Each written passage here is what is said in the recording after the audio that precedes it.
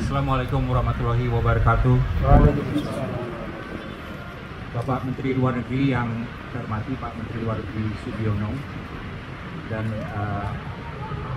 sebetulnya kemarin yang direncanakan adalah Wakil Menteri Luar Negeri Hafaz untuk menjadi Inspektur Upacara, tetapi Pak Menteri Luar Negeri sendiri yang bilang tidak, saya yang akan menjadi Inspektur Upacara untuk pemakaman Hasyim Jalal. Jadi kami mengucapkan terima kasih banyak Pak Menteri Sugiono.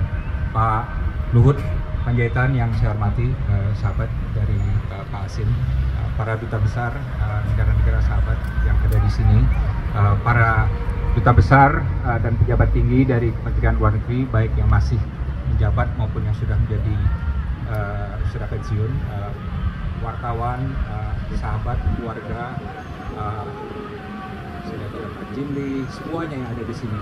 Terima kasih atas nama keluarga besar Hasyim Jalal karena telah memberikan penghormatan terakhir kepada beliau. Ibu saya titip agar, kamu jangan ngomong lama-lama ya, cukup 2 menit ya, karena apa? Karena baik beliau maupun ayah saya adalah orang yang sangat humble, ya. Mereka tidak suka disanjung, tidak suka dipuji, dan sangat rendah hati. Tapi saya mohon izin Pak Menlu, karena ini the only time I get to say something mengenai Pak Hasyim secara publik. Saya mohon izin mungkin 5-10 menit saya menyampaikan beberapa patah kata mengenai Pak Hasyim. Hari ini keluarga besar Hasyim Jalal kehilangan jangkar dan panutan dan pimpinan kami. Diplomasi Indonesia kehilangan seorang diplomat pejuang, dan Indonesia kehilangan seorang patriot. Sejak kemarin sampai hari ini, sejak diumumkan bahwa Pak Hasyim sudah wafat, ratusan bahkan ribuan orang memberikan pesan kepada kami. Semuanya mempunyai pesan yang sama, yaitu Pak Hasyim Jalal itu orang yang baik. Satu, hampir semua orang bilang itu. Dan kedua, Pak Hasyim Jalal itu orang yang kami cintai. Dan ketiga, Pak Hasyim Jalal adalah orang yang selalu merendah dan selalu berjuang untuk NKRI.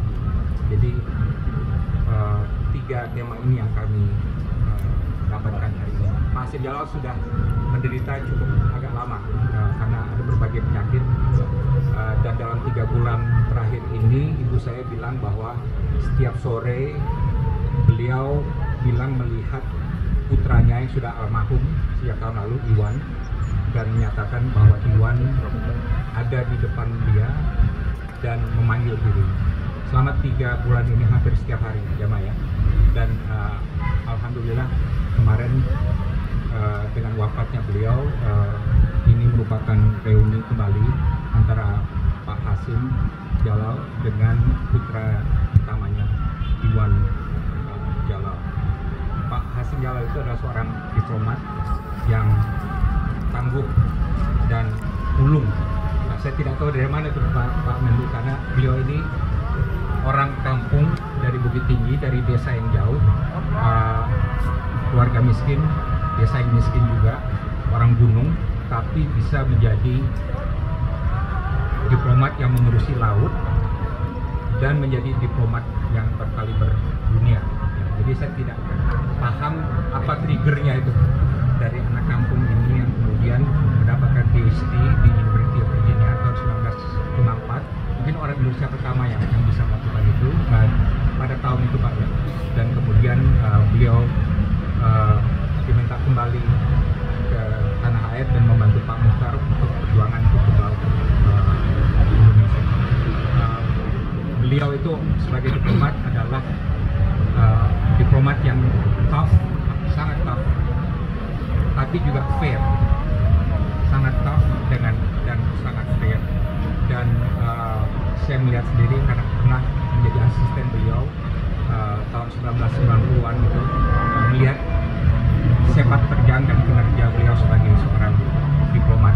Satu hal yang saya paling banggakan itu waktu di London, itu saya di KBRI London, dan ada rapat di IMO, International Maritime Organization, dan saya ditugasi untuk mengatur pertemuan antara Pak Hasim dengan diplomat-diplomat maritim yang waktu itu lagi marah sama Indonesia karena Alki, alur laut Kepulauan Indonesia.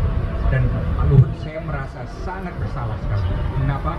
Karena saya mengirim ayah saya ke Medan Gladiator dengan singa-singa dikeroyok oleh 9 lawyer paling hebat dari negara-negara maritim, dari Amerika, dari Inggris, dari berbagai negara lain.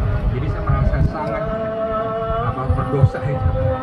Tapi saya dampingi ayah saya dan saya bilang, Pak, maaf ya, mungkin Bapak akan Bapak belum.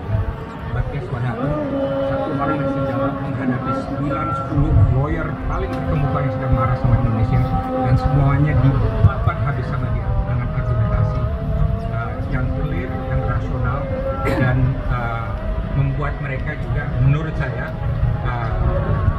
tidak berhasil untuk mendikte Indonesia. Jadi itulah kaliber dari seorang diplomat, Pak Hasim Jalal. Sebagai diplomat itu yang menurut saya, Pak, hal-hal yang saya petik dari beliau dari 91 tahun itu